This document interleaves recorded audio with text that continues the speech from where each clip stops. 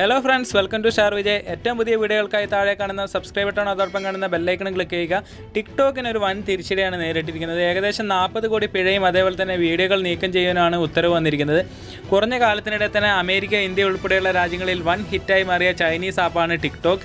ഇപ്പോൾ ടിക്ടോക്കിന് ഏകദേശം $55 ലക്ഷം പിഴയിട്ടിരിക്കുന്നത്.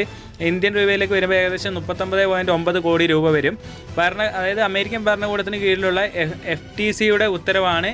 കുട്ടികളുടെ വ്യക്തിവിവരങ്ങൾ അനധികൃതമായി ഉപയോഗിച്ചെന്നതാണ് ടിക്ടോക്കിനെതിരായ ആരോപണം.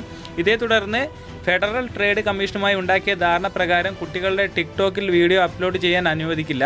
13 വയസ്സിന് താഴെയുള്ള കുട്ടികളുടെ അക്കൗണ്ടുകളെല്ലാം ടിക്ടോക്ക് നീക്കം ചെയ്യും. ഇവർ നേരത്തെ പോസ്റ്റ് ചെയ്തിട്ടുള്ള വീഡിയോകളും നീക്കം ചെയ്യുമെന്നാണ് അറിയുന്നത്. ഇതോടെ കോടിക്കണക്കിന് വീഡിയോകളാണ് ടിക്ടോക്ക് സെർവറിൽ നിന്ന് നീക്കം ചെയ്യുക. ഇനി മുതൽ 13 വയസ്സ് തികയാത്ത കുട്ടികൾ ടിക്ടോക്കിൽ അക്കൗണ്ട് തുടങ്ങിയാൽ രക്ഷിതാക്കളായിരിക്കും കുടുങ്ങുക. പുതിയ നിയമം ബുധനാഴ്ച മുതൽ നടപ്പിൽ വന്നു. എന്നാൽ ഈ നിയമം ടിക്ടോക്ക് മറ്റു രാജ്യങ്ങളിലേക്ക് നടപ്പാക്കുമോ എന്നത് സംബന്ധിച്ച് സ്ഥിരീകരണം വന്നിട്ടില്ല. വരും ദിവസങ്ങളിൽ തന്നെ അതിനെക്കുറിച്ചുള്ള സ്ഥിരീകരണം ഉണ്ടാവും. അപ്പോൾ ഈ ഒരു ഇൻഫർമേഷൻ നിങ്ങൾക്ക് ഉപകാരപ്പെട്ടുവെങ്കിൽ ചാനൽ സബ്സ്ക്രൈബ് ചെയ്യുക, അതേപോലെ തന്നെ വീഡിയോ ഒന്ന് ഷെയർ ചെയ്യുക. പുതിയൊരു വീഡിയോ വീണ്ടും കാണാം. Thank you for watching.